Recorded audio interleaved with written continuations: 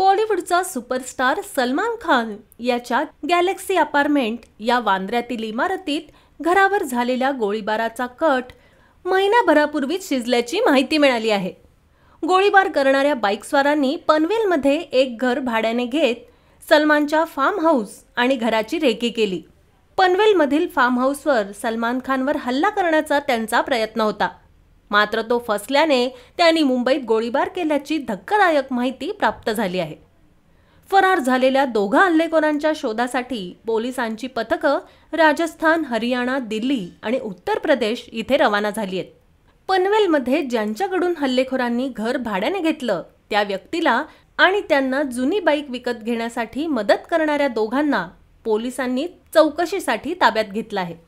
गोळीबाराच्या घटनेची दखल NIA व राज्य दहशतवाद विरोधी पथक या यंत्रणांनी घेतली असून त्यांनीही तपास सुरू केलाय। हल्लेखोरांना एका मध्यस्थ्यामार्फत पनवेलमध्ये पाठवण्यात आलं। तेथे ते महिनाभर भाड्याच्या खोलीत राहिले।